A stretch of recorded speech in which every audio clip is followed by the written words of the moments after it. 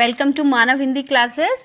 Students, आज हम कक्षा 10वीं से हिंदी व्याकरण का विषय पद परिचय लेकर आए हैं, जो आपकी परीक्षा में 4 मार्क्स का आता है।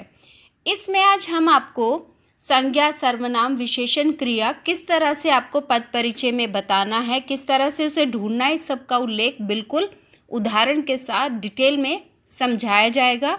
तो इसको अच्छे से समझने के लिए वीडियो को एंड तक देखें, और ये बहुत ही इम्पोर्टेंट टॉपिक है। तो यहाँ पर आपकी पूरी ग्रामर आज रिवाइज होने वाली है। तो चलिए समझते हैं। सबसे पहले पद किसे कहते हैं। अब पद क्या है? अभी तक हम वर्ण पढ़ते आए हैं, शब्द पढ़ते आए हैं, वाक्य पढ़ते आए हैं, पर ये पद क्या है?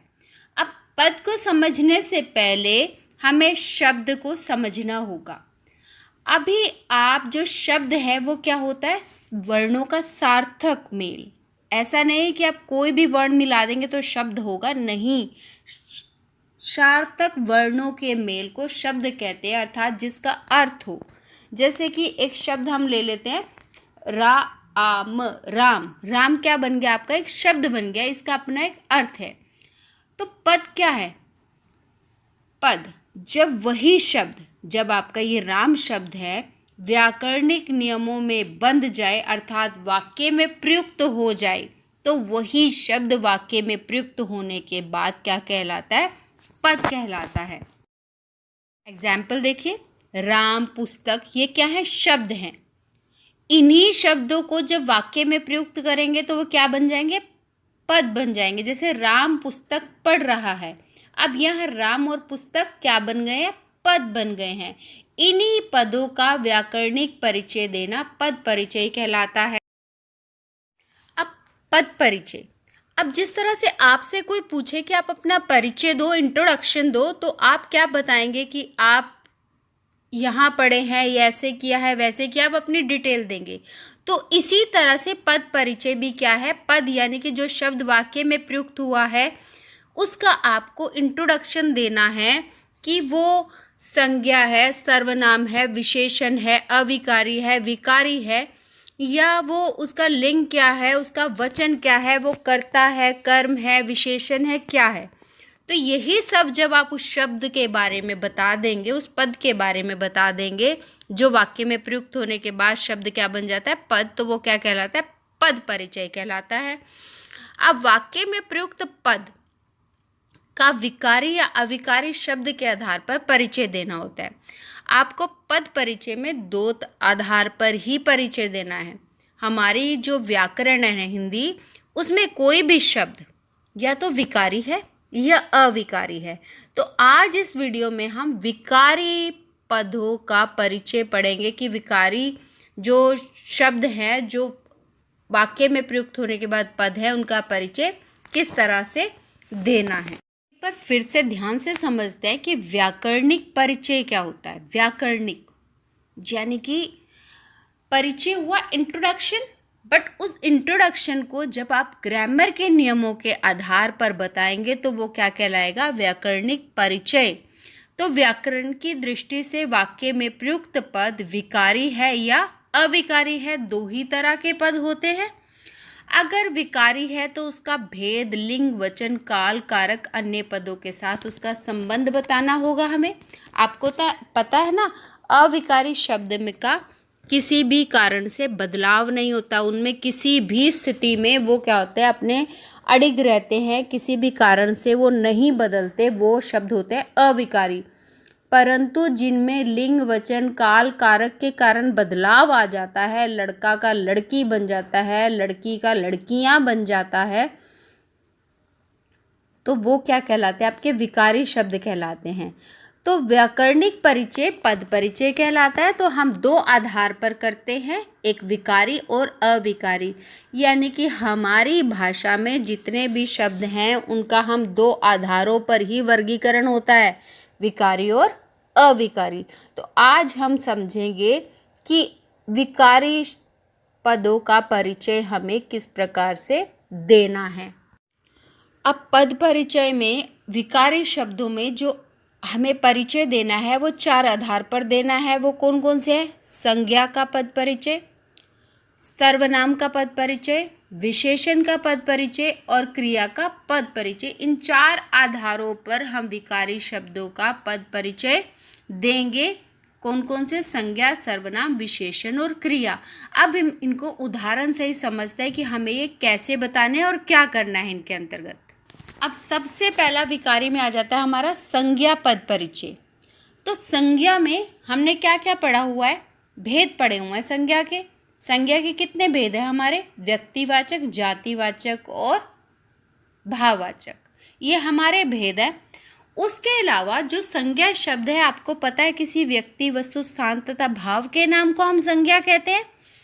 तो जब वो व्यक्ति का नाम है तो उसका लिंग भी होगा। अगर जातिवाचक है तो उसमें वचन भी बता सकते हैं हम, और हमें कारक भी बताना है। अब किस तरह से बताना है, अब हम ये समझेंगे। संज्ञा आपको पता है, संज्ञा क्या है? किसी व्यक्ति, वस्तु, स्थान तथा भाव के नाम को संज्ञा कहते हैं। और उसके कितने भेद है? 3 भेद है। हम ये इन शॉर्ट थोड़ा थोड़ा पूरी ग्रामर इसमें रिवाइज करेंगे, क्योंकि पद परिचय में आपकी पूरी ग्रामर ही कवर होती है। अभी तक आप छोटी क्लासेस में पूछते हो, इनका जब 9th-10th में यूज़ ही नहीं है तो हम पढ़ते क्यों हैं? 9th-10th में पद परिचय जब आपका आता है तो उसमें आपकी पूरी ग्रामर आपको टिप्स पे होगी, तभी आप पद परिचय कर सकते हैं। और आज हम इन शॉर्ट वो सारी ग्रामर रिवाइज करेंगे। अब यहाँ उदाहरण के साथ समझते हैं। मीरा पुस्तक पढ़ रही है, ये एक हमारा सिंपल वाक्य है। अब इसमें मीरा और पुस्तक क्या है? हमारे पद हैं। तो अब अगर मीरा क्या है? आपकी संज्ञा है। संज्ञा है मीरा, कौन सी संज्ञा है? व्यक्तिवाचक संज्ञा है। उसके बाद मीरा का लिंग कौन सा है? स्त्रीलिंग। वचन कौन सा है? एक वचन। और मीरा कहाँ पर है? वाक्य में सबसे आगे बैठी हुई है, जो वाक्य में सबसे अग्रिम होता है, घर में जो सबसे ज़्यादा जिसके ऊपर डिपेंडेंट होता है पूरा घर। अब यहाँ वाक्य किसके ऊपर डिपेंडेंट है? मीरा के ऊपर। मीरा क्या कर रही है? पुस्तक पढ़ रही है। तो मीरा क्या हुई यहाँ पर? कर्ता हुई। तो आपने एक मीरा शब्द के लिए देखिए किस तरह से उसका परिचय दिया। मीरा आपका पद है, उसका परिचय क्या हुआ कि वो व्यक्तिवाचक संज्ञा है, वो स्त्रीलिंग है, वो एक वचन है और वो कर्ता है। ये आपका हो गया इसका परिचय, और यहाँ पर आपका पूरा 1 अंक बन जाता है। अब उसमें अगर आपको पुस्तक का परिचय भी देना है, आपको वहाँ रेखांकित शब्द मिलेंगे कि इसका आपको परिचय देना है। तो अब पुस्तक का परिचय क्या होगा? पुस्तक भी आपकी क्या है? जातिवाचक। पुस्तक जातिवाचक है और स्त्रीलिंग है। पुस्तक भी आपकी क्या है? पुस्तक खुली है। आपको अगर किसी भी शब्द का लिंग पता लगाना है तो आपको उस शब्द को कर्ता की जगह पर रखना होगा। तो पुस्तक क्या है आपकी? स्त्रीलिंग है, एक वचन है, और पुस्तक क्या हो रही है?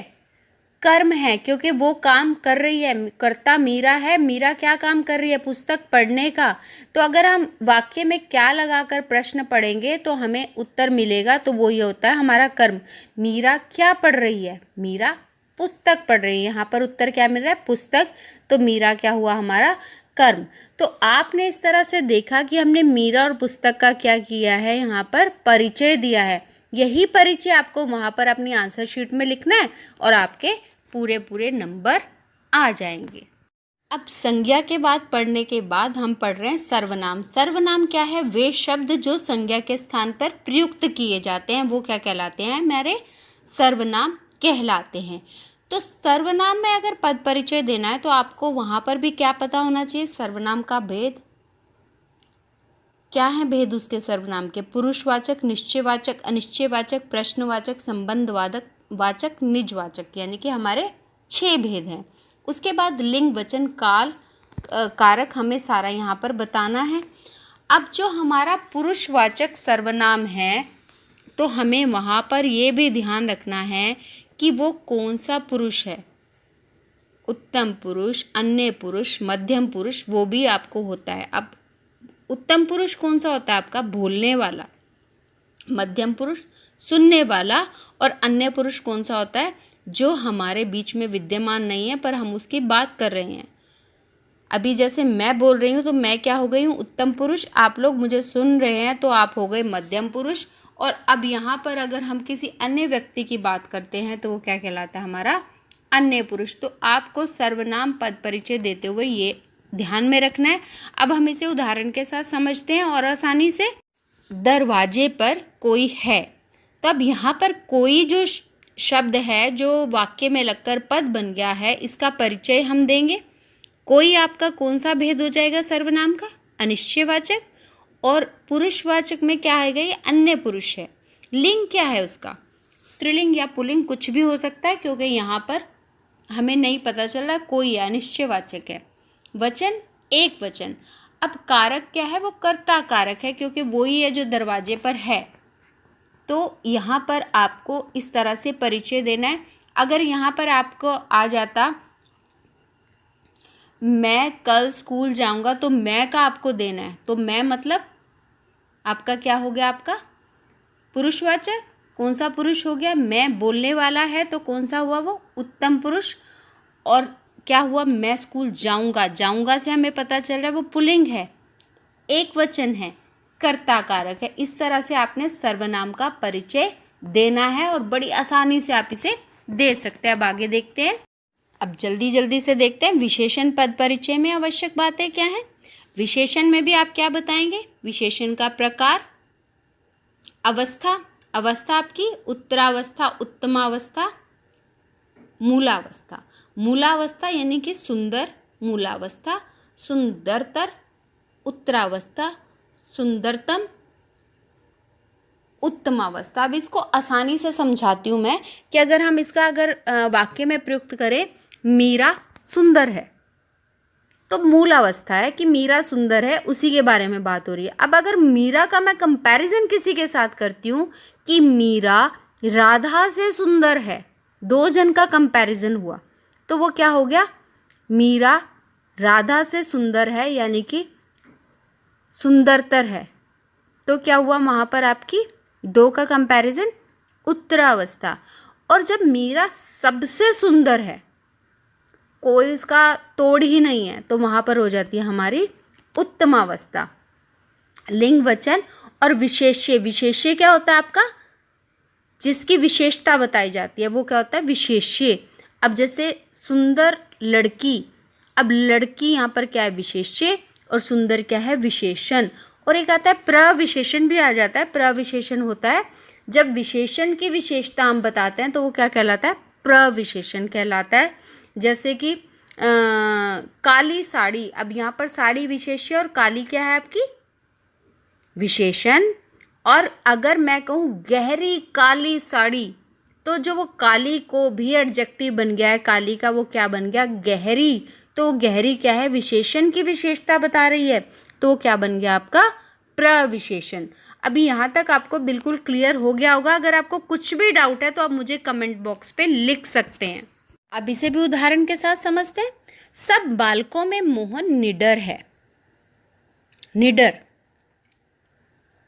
गुणवाचक विशेषण, मूलावस्था, पुल्लिंग, एक वचन। सब संख्यावाचक, मूलावस्था, पुल्लिंग, बहुवचन। इस तरह से इसको हम समझेंगे। अब आगे समझते हैं क्रिया। क्रियापद परिचय में आवश्यक बातें क्या हैं आपको?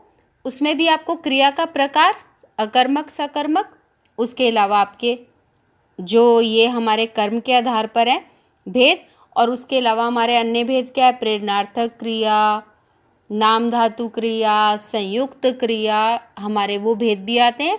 तो यहाँ पर लिंग वचन वाच्य, वाच्य भी बताना है आपने। यहाँ पर कर्तृवाच्य, भाववाच्य, कर्मवाच्य, और वाक्य में प्रयुक्त अन्य शब्दों के साथ भी संबंध को बतलाया जाता है। वाच्य के लिए आप वीडियो देख सकते हैं वाच्य समझने के लिए, क्योंकि वाच्य भी कक्षा 10वीं का ही टॉपिक है। अब यहाँ देखिए, पुलिस ने चोर को मारा। अब यहाँ पर मारा क्या है? क्रिया। अब कौन सी क्रिया है? क्रिया का पता लगाने के लिए अब कर्ता क्या है? पुलिस। अब क्या? पुलिस ने चोर को मारा, तो मारना क्या है? कर्म है। तो यहाँ पर आपकी सकर्मक क्रिया है मारा, मारी नहीं है, मारा, पुल्लिंग, एक वचन। अब कर्तृवाच्य है ये, क्योंकि यहाँ पर जो हमारा मेन जो कार्य किया जा रहा है वो पुलिस द्वारा किया जा रहा है। और कौन सी मारा यानी कि हमारा काल कौन सा है जो बीत चुका है, तो हमारा यहाँ पर कौन सा काल आ रहा है, भूतकाल। क्रिया में आपको काल का भी जिक्र करना है। काल यानी कि समय, कब क्रिया हो रही है, अभी हो रही है, हो चुकी है, आने वाले समय में होगी, तो उस आधार पर आपको यहाँ पर काल का भी जिक्र करना ज़रूरी है। तो यहाँ पर हमारा क्रिया को हमने इस तरह से बताना है। क्रिया में आपको क्या क्या बताना है, क्रिया का भेद, वचन, लिंग, वाच्य और काल, आपको इस तरह से इसका पूरी तरह से एक्सप्लेन करना है और आपका नंबर कटने का कोई सवाल ही नहीं उठता। अब यहाँ पर कुछ अन्य उदाहरण भी हैं जहाँ पर आपको ऐसा नहीं है कि ये क्रिया का है कुछ भी। अब एक जनरल एग्जाम्पल्स प्रैक्टिस के लिए, दादाजी ने उपवन में पौधे लगाए। अब यहाँ पर दादाजी को अगर हम एक्सप्लेन कर रहे हैं तो दादाजी क्या हैं, एक हमारे संज्ञा है। कौन सी संज्ञा, जातिवाचक, पुल्लिंग, एक वचन, कर्ता कारक, और लगाए, कर चुके हैं वो काम, तो भूतकाल।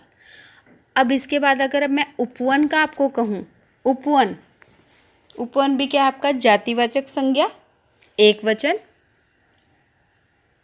और पुल्लिंग, कर्म। इस तरह से आप आगे भी इसका एक्सप्लेन इसको कर सकते हैं। उदाहरण, आजकल बीमारी की वजह से सब लोग बहुत परेशान हैं। आजकल आपका क्या है, क्रिया विशेषण, जो हम अगली वीडियो में समझेंगे। बीमारी संज्ञा है, भाववाचक है, एक वचन है, स्त्रीलिंग है, संबंध कारक है, काके की कारक, संबंध कारक। सब विशेषण, बहुवचन, लोग संज्ञा, बहुवचन, पुल्लिंग, कर्ता कारक, बहुत, प्रविशेषण, परेशान, विशेषण, पुल्लिंग, विशेष्य लोग, हैं, क्रिया, अकर्मक क्रिया, बहुवचन, वर्तमान काल, कर्तृवाच्य, क्रिया का कर्ता। यहाँ पर जो आपने देखा कि कारक का जिक्र हुआ है, कारक क्या है, हमारे जो कर्ता ने कर्म को कर्म से, तो आपको यह इसे भी एक स्टोरी की तरह याद कर लेना है कि आपको कौन सा वहाँ पर कारक चिन्ह लगा हुआ है, उसके हिसाब से आप वहाँ पर कारक का भी बताएंगे। अब जैसे यहाँ पर क्या था, बीमारी की, का के की, संबंध कारक, तो यहाँ पर आपने संबंध कारक का जिक्र किया है। तो इस तरह से आप इसको और ज़्यादा समझ सकते हैं। एक अन्य उदाहरण जो यहाँ पर है, उपवन में कितने सुंदर फूल लगे हैं, ये भी हमारा अविकारी का है। इसके लिए आपको अगली वीडियो देखनी पड़ेगी जो बहुत जल्दी अपलोड की जाएगी। विस्मयादि बोधक, उपवन आप समझ सकते हैं संज्ञा, सुंदर आप विशेषण, फूल भी संज्ञा और खिले हैं आपकी क्रिया। राहुल यहाँ दूसरी कोठी में रहता था, राहुल संज्ञा, यहाँ फिर वही क्रिया विशेषण, अगली वीडियो आएगी। दूसरी विशेषण है, कोठी संज्ञा है, रहता था क्रिया है। अब इसमें हमने जो समझा है कि पद का परिचय देने के लिए हमें हमारी पूरी ग्रामर अच्छे से आनी चाहिए, व्याकरण अच्छे से समझ में आनी चाहिए, जिसको इस वीडियो में हमने अच्छे से समझा है, और उसे समझ कर ही आप पद परिचय दे सकते हैं। अगर आप इसको एंड तक वीडियो को देखेंगे तो आपको बहुत अच्छे से समझ आ जाएगा कि आपको आसानी के साथ पद परिचय कैसे करना है। अब इसमें ही आपका अविकारी पद परिचय का वीडियो जल्दी मैं लेकर आपके सामने प्रस्तुत होंगी। Thank you, have a wonderful